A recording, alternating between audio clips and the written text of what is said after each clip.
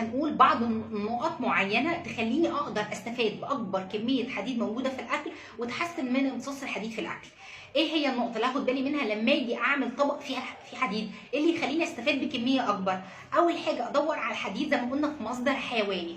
طيب ليه؟ لان الحديد اللي في مصدر حيواني سواء الكبده او اللحوم في حاجه اسمها هيمي ايرون. هيمي ايرون جسم بيمتصه اكبر من نون هيمي ايرون اللي جاي من مصدر نباتي زي السبانخ مثلا او الجرجير. يبقى انا دايما دماغي تروح لمصدر حيواني. لو انا ابني بيعاني من انيميا شديده او انا حامل وبعاني من انيميا شديده لازم اركز في اكلي على الكبده واللحوم الحمراء علشان ده اسمه هيمي ايرون، جسم بيمتصه اكبر بكتير من نون هيمي ايرون اللي هو جاي من مصدر نباتي.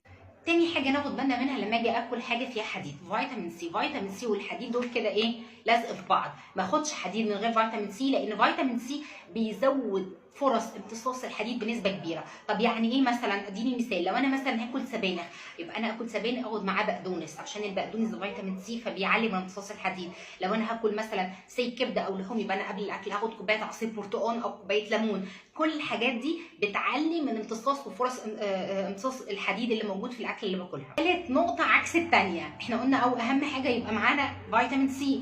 العكس بقى الكالسيوم. الكالسيوم والحديد دونت ميكس، ما يتفقوش مع بعض. الكالسيوم كان انهبت الايرون، يعني الكالسيوم بيقلل امتصاص الحديد اللي في الاكل. يعني انا لو مثلا واكل لحمه ما ينفعش بعد ما اكل لحمه اكل لبن، وهكذا برده مع العلاج ما ينفعش اخد الحديد ومعاه اخد الكالسيوم. لازم افرق ما بين الحديد للكالسيوم من 4 ل 6 ساعات، لان الكالسيوم بيبطل مفعول الحديد اللي في الجسم، فبتقول لي انا مش هستفاد بالاكل اللي اكلتها. ما نجمعش الحديد بالكالسيوم سواء اكل او علاج مع بعض ابدا.